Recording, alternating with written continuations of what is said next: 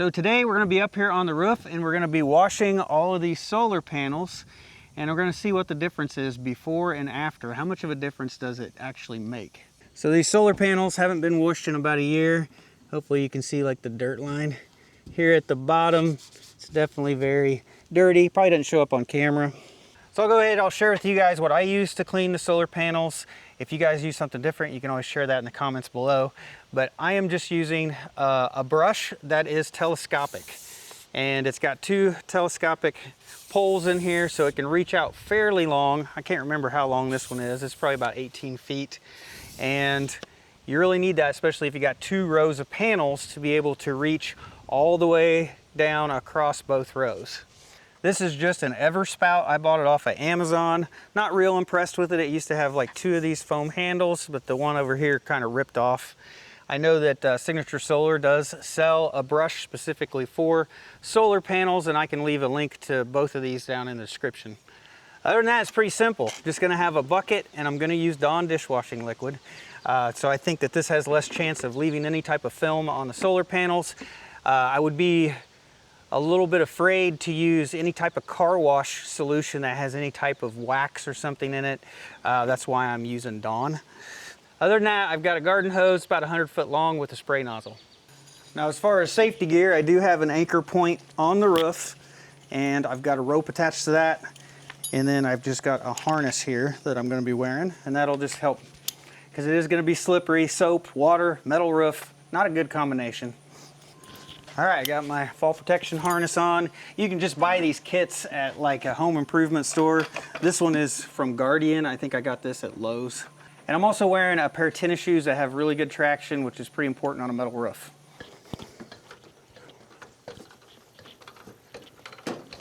All right, so this is the safety rope, and you can see it is tied off to an anchor point near the peak of the roof.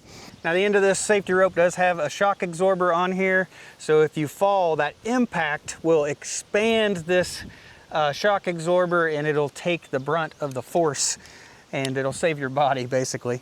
And then you just attach this lanyard to the D-ring on the back of the harness. We're good to go.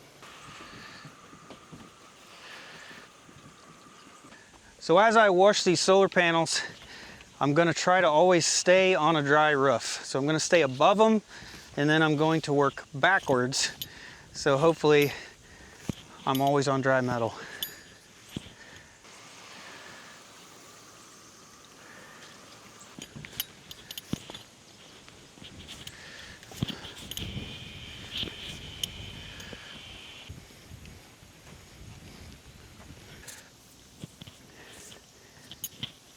So you can see here why you need that telescopic pole to be able to reach both panels and stay above them so that you're not standing in the soapy water.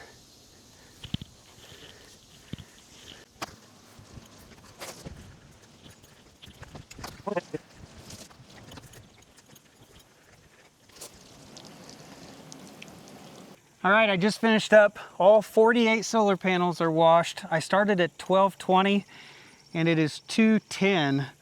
So it almost took me 2 hours to wash these panels.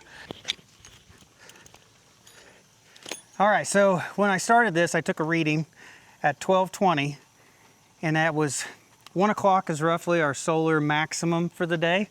So that was 40 minutes before solar maximum. We had about 9,050 watts, somewhere in there. I took a screenshot.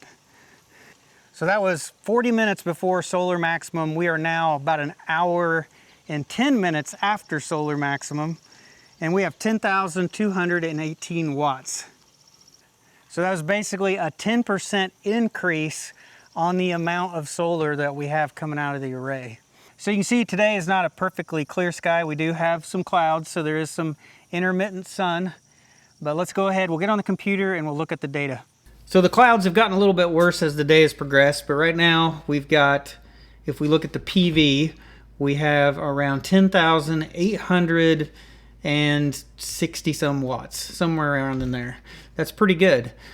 Because the 12K PV has 28 solar panels hooked to it, and they're all rated at 11,140 watts. So we're really close to the rated output of the solar panels. So if we go down here for the chart for the day, right there, 1220, that's basically when we started this, washing the panels, 9,195 watts. So let's just say 9,200 watts before we washed them.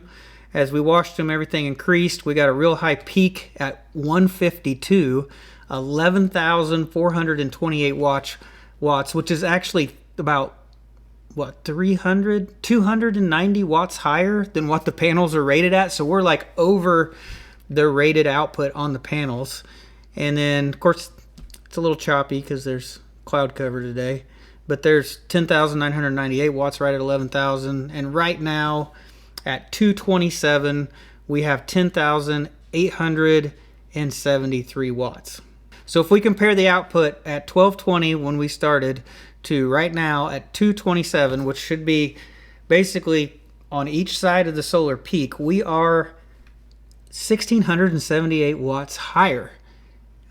That's definitely a big increase. That's more like a 15% increase than a 10% increase. So let's just go ahead, we'll round down, we'll say it's somewhere around 13-14% increase washing the solar panels.